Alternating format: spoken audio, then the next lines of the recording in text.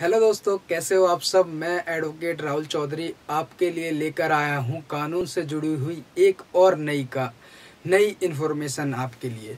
देखिए, मैंने पिछली वीडियो में आपको समझाया था ड्राफ्टिंग के कुछ रूल्स की, किस तरीके से आप ड्राफ्टिंग करते हैं। कोई भी आवेदन देना हो कहीं भी तो किस तरीके से बनाया जाता है। पिछली वीडियो में मैंने आपको थाने में और एसएसपी महोदय को आवेदन देना सिखाया था। आज मैं आपको उससे एक स्टेप और आगे सिखाने वाला हूँ।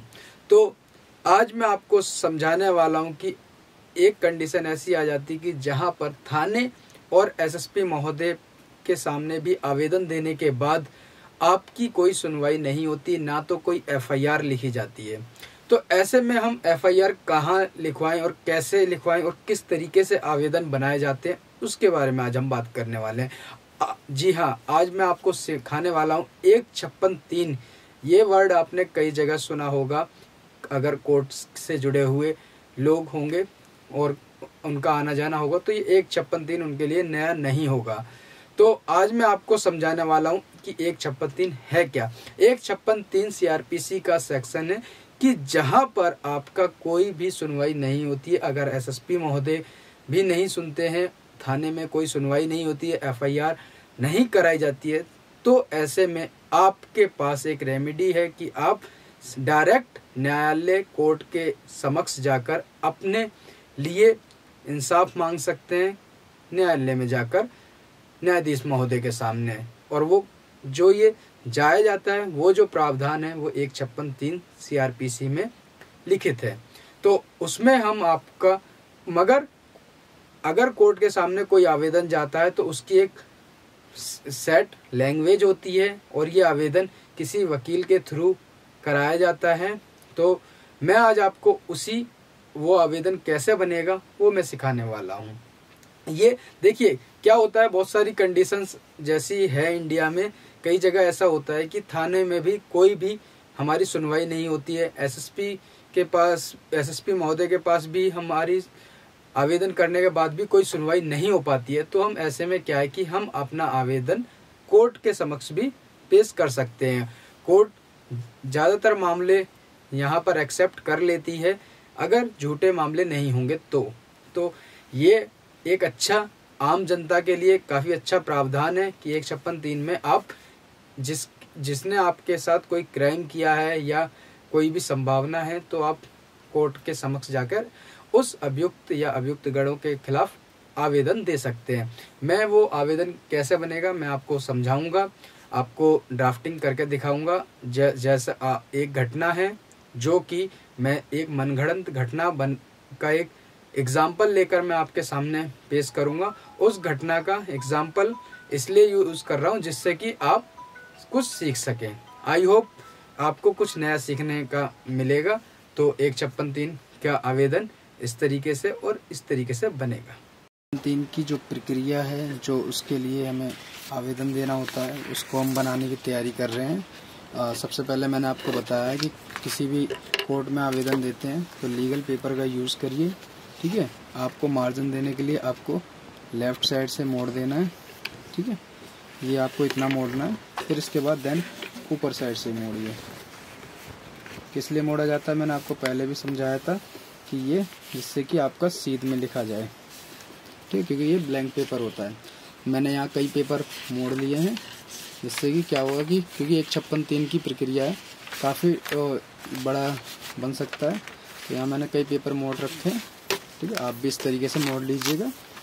देन यहाँ पर सबसे पहले क्या लिखा जाता है मैंने आपको बताया कि कोर्ट का एक फॉर्मेट होता है, उसका यूज़ किया जाता है। तो यहाँ पर हम शुरुआत करते हैं, आई होप आपको दिख रहा होगा, ठीक है। तो सबसे पहले लिखा जाएगा न्यायालय, ठीक है। फिर श्रीमान मुख्य न्यायिक दंडाधिकारी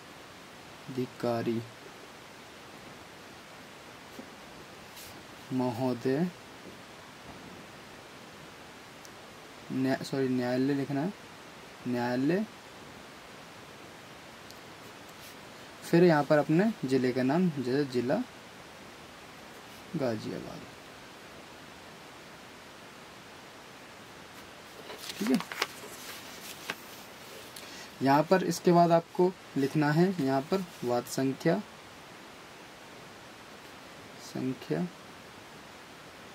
ठीक है, ऑब्लिक करके जो भी अभी टाइम लिख रहा हो, जो भी सन चल रही है, मान के 2022। ठीक है।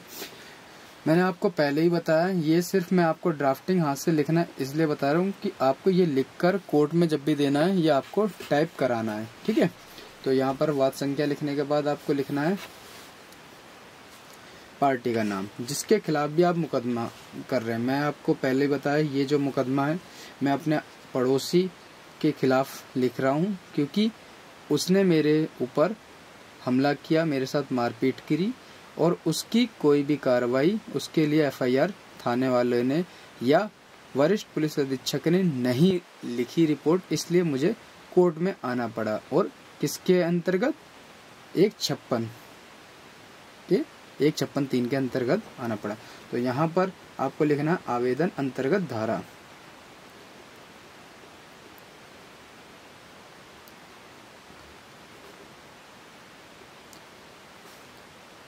156(3) CRPC।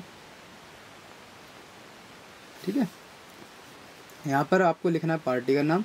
मेरा सबसे पहले अपना नाम लिखना है। मान के चलिए मेरा नाम राहुल चौधरी बनाम आपके पड़ोसी का नाम रिंकू आदि, क्योंकि वो कई लोग थे। मैंने आपको घटना पहले बता दी थी किस तरीके की होगी, वही आपको घटना का जिक्र करना है यहाँ पर कोर्ट के आगे। यहाँ पर लिखना है आपको धारा का नाम। ठीक है। धारा आपको देखिए, ये कोई भी ये 156(3) की जो प्रक्रिया है, ये 156(3) का जो आवेदन है, ये कोई वकील तैयार करेगा तो उसे सारी धाराओं का पता होगा, ज्ञात होगा। तो यहाँ पर आपको जो भी धाराएं होंगी संबंधित वो लगानी, जैसे मान के चलिए 323, ठीक है, 504, 506 IPC। ठीक है।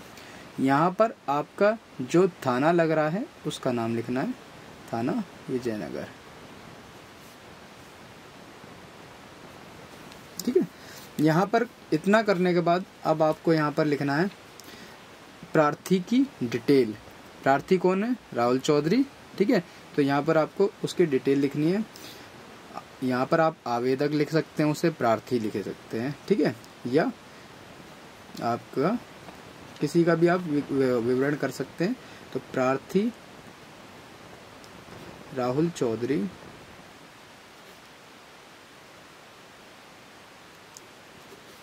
पुत्र बिरबुदयाल निवासी, उसका कंप्लीट एड्रेस लिखना है L306 विजयनगर नगर गाजियाबाद निम्न आवेदन करता है। ठीक है। अब इसे आप अंडरलाइन कर सकते हो या ब्लैंक भी छोड़ सकते हैं। अब यहाँ पर आपको अपनी घटना का जिक्र करना है। यहाँ पर किस तरीके से करी जाएगी वो समझ लीजिए, पॉइंटों में लिखा जाएगा। सबसे पहले पहला पॉइंट में आता अपने बारे में विवरण दो। लिखो, यह है कि प्रार्थी एक, प्रार्थी कौन है? हम है। ठीक है। एक सीधा सादा अमन पसंद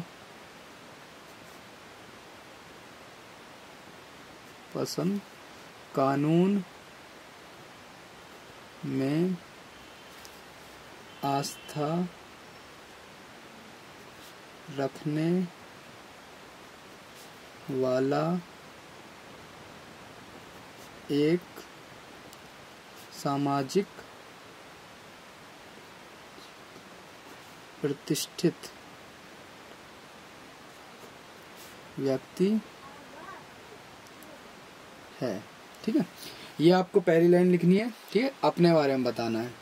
दूसरी लाइन में अब आपको लिखना है अपने विपरीत अपोजिट पार्टी के बारे में कि वो कैसा है। ठीक है, यह है कि अभियुक्त गण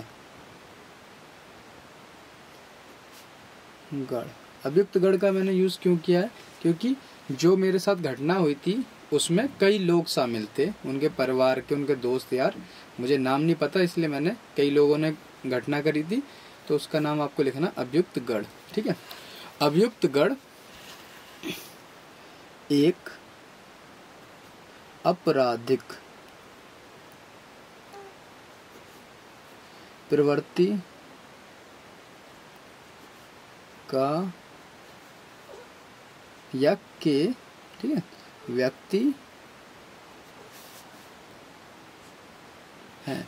ठीक है, देन तीसरा पॉइंट लिखना है, यह है कि, अब तीसरे पॉइंट में हमें क्या लिखना है, अब हमें लिखना है कि हमारी जो आपको लगता है, जो आपको लग रहा है कि इन्होंने मारपीट क्यों करी, उसका कारण लिखना है। ठीक है, अब इस पॉइंट को हम लिखते हैं। ठीक है, तीसरे पॉइंट को, यह है कि प्रार्थी एवं अभियुक्त गण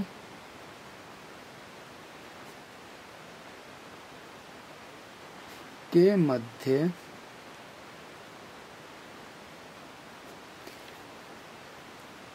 सिविल मुकदमा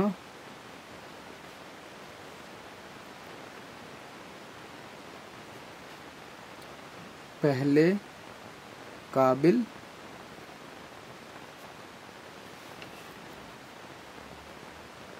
था। ठीक है,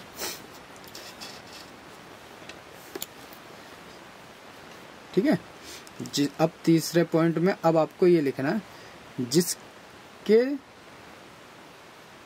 अब चौथा पॉइंट बना लेते हैं। यहाँ पर ज़्यादा आपको क्लियर समझ में आना चाहिए हमारे न्यायाधीश महोदय को, इसलिए आपको क्लियर साफ लिखना है। ठीक है, यह है कि अभियुक्त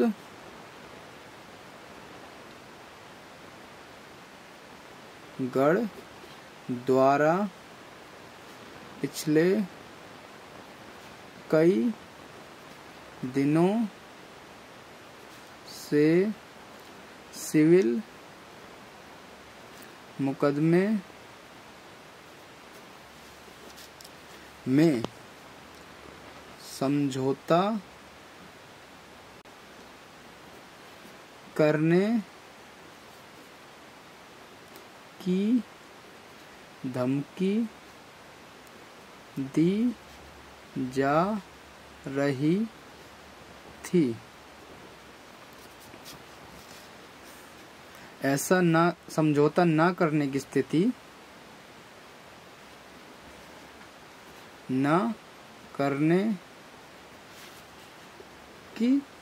स्थिति में प्रार्थी के परिवार, ठीक है, यहाँ परिवार का जिक्र करना, परिवार पर आपराधिक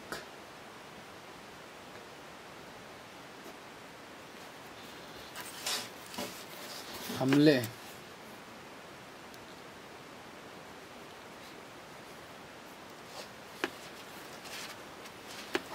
का होना तय बताया जाता था। ठीक है, ये हमने पुरानी घटना का वर्णन कर दिया जिस कारण से वो पड़ोसी ने हमला किया था। ठीक है, अब हमें आपको लिखना है उस घटना का जो आपके साथ मारपीट हुई है, वो आपको घटना बतानी है। उस घटना को बताते समय कुछ बातों का ध्यान रखना है कि वो घटना किस समय हुई थी और किस तारीख में हुई थी और किस तरीके से हुई थी, ये सारी बातें इस पॉइंट में लिखनी है। तो हमें क्या लिखना है, यह है कि, ठीक है, प्रार्थी अपने निकट स्थान से लगभग 1 किलोमीटर दूर स्थित मुंशीलाल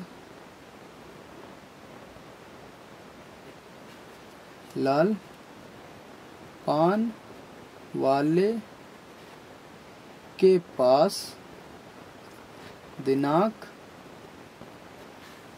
1/1/2022 को, नेक्स्ट पेज चेंज कर लेते हैं,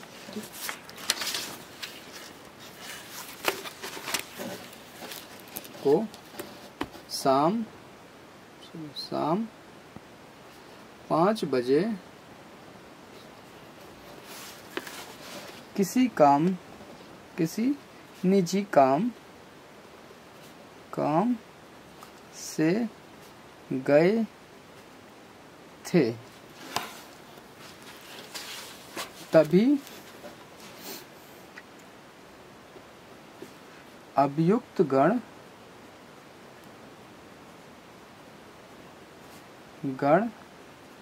द्वारा प्रार्थी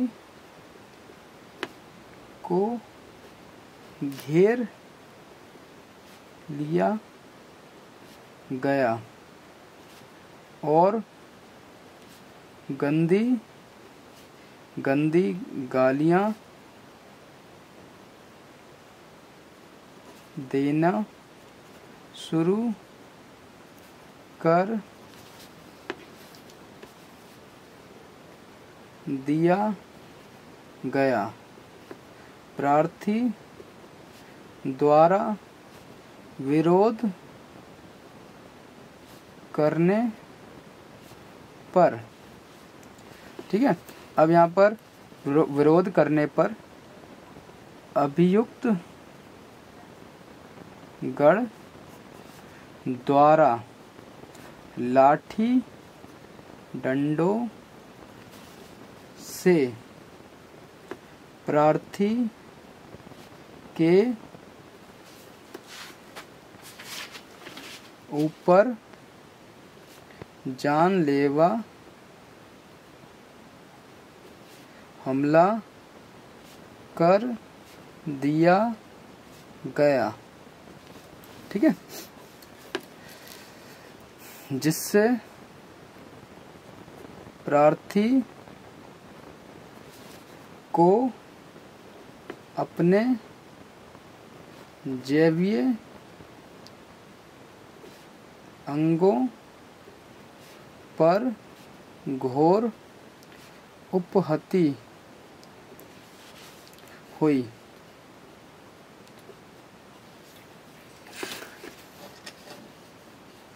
ठीक है, अब हमें नेक्स्ट पॉइंट लिखना है 6। एक सेकंड में चेक कर लेता हूँ पीछे पॉइंट कौन सा था। अच्छा ठीक है, 6 पॉइंट लिखना है हमें, 6वां। ठीक है, छठा पॉइंट हमारा क्या होगा। अब इस घटना का जो भी हमारे जो जिन लोगों ने देखा था, घटित थे, गवाह थे, उसके बारे में जिक्र करना है। ठीक है, यह है कि प्रार्थी की चीख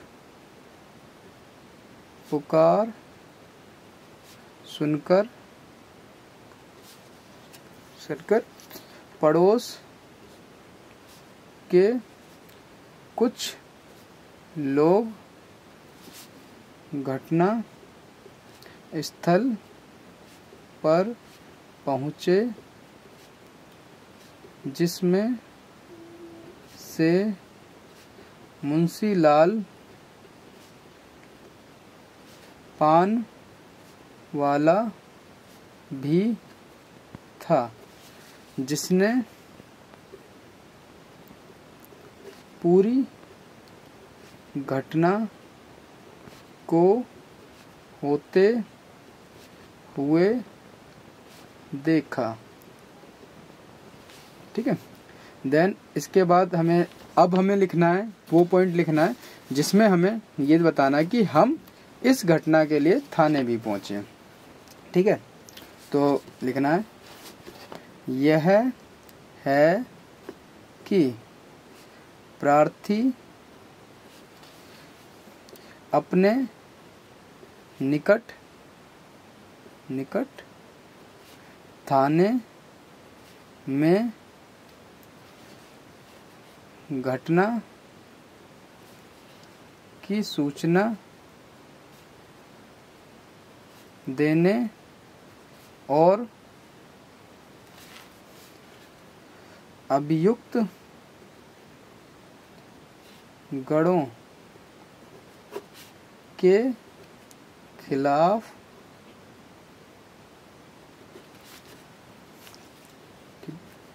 प्रथम सूचना रिपोर्ट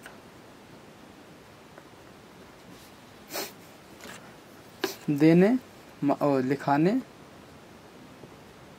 के लिए पहुंचा, परंतु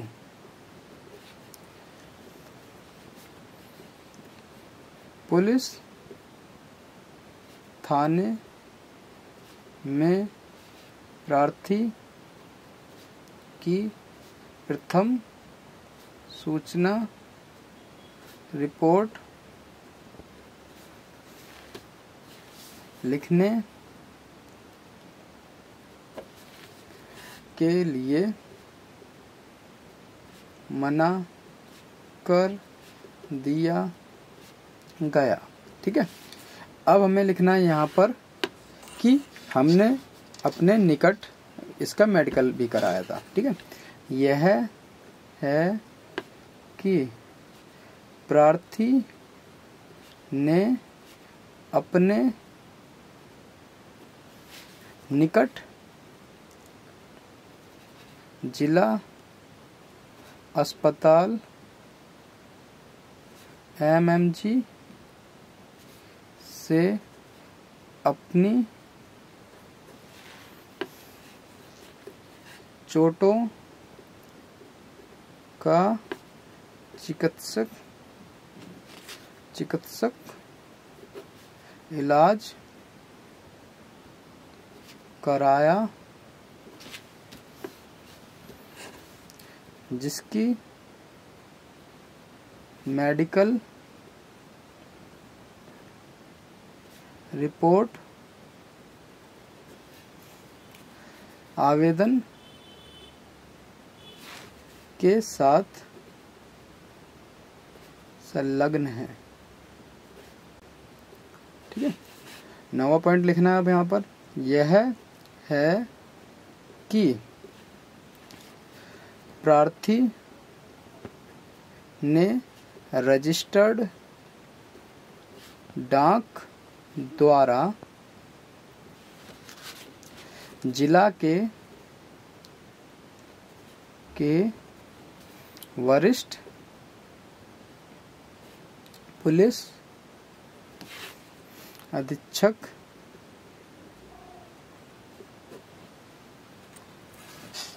महोदय को घटना की सूचना दी और अभियुक्त गणों के खिलाफ एफआईआर या प्रथम सूचना रिपोर्ट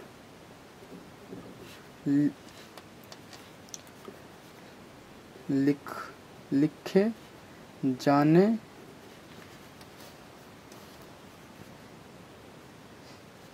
के लिए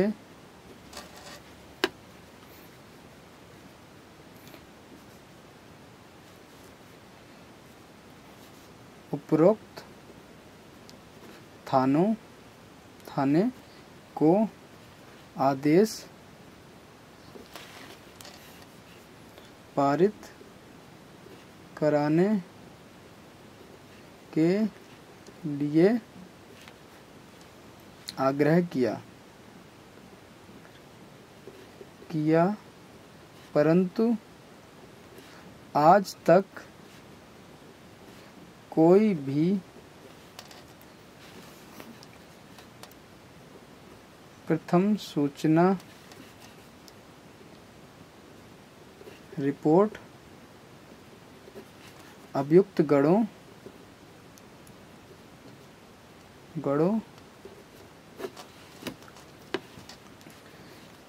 के खिलाफ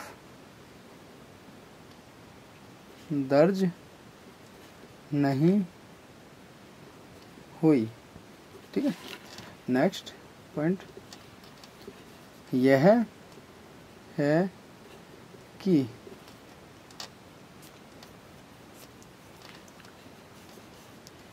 प्रार्थी आवेदन द्वारा माननीय न्यायालय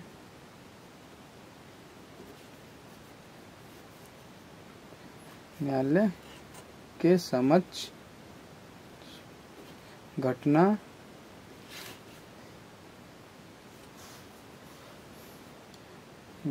का वर्णन करते हुए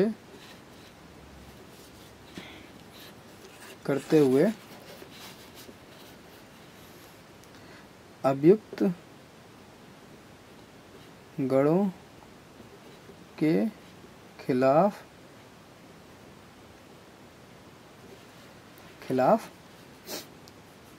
उपरोक्त थाने में प्रथम सूचना रिपोर्ट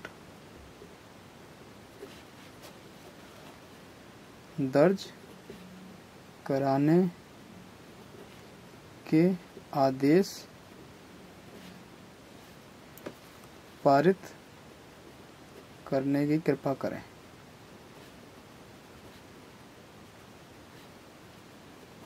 ठीक है, अब इसके बाद आपको लिखना है प्रार्थना। ठीक है, नेक्स्ट पेज पे आ जाते हैं।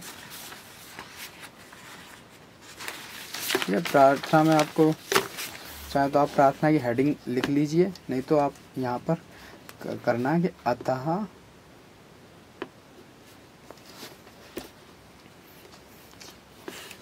श्रीमान से विनम्र प्रार्थना है कि अभियुक्त गणों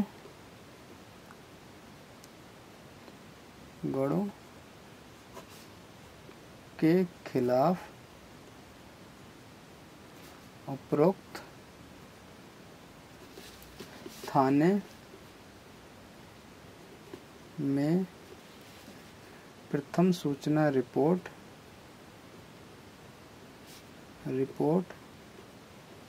पंजीकृत और अन्वेषण मतलब जांच अन्वेषण कराने की कृपा करें। ठीक है, यहाँ पर आपको लिखना है प्रार्थी, ठीक है, ऑब्लिक आवेदक। ठीक है, यहाँ पर आपको साइन करने हैं आपके अधिवक्ता का द्वारा अधिवक्ता। ठीक है, यहाँ दिनांक डालना है, दिनांक जो भी होगा। ठीक है, मान के चलिए 20/1/2022। ठीक है, प्रार्थी के सिग्नेचर कर दीजिए। ठीक है, और अधिवक्ता की मोहर और सिग्नेचर यहाँ लगवा दीजिए। ठीक है, ये है 156(3) का पूरा आवेदन तैयार होगा। आई होप आपको समझ में आया होगा, कोई प्रॉब्लम नहीं आएगी। और कोर्ट में किस तरीके से आवेदन हो आप समझ चुके होंगे। ये सभी आपको टाइप कराना है आपको, ठीक है, हाथ से लिखकर नहीं भेजना है, क्योंकि ये बहुत ही क्योंकि माननीय कोर्ट के समक्ष पेश हो रहा है। आई होप आपको समझ में आया होगा। टेक केयर, बने रहिए, नेक्स्ट वीडियो में नए टॉपिक पर बात करेंगे।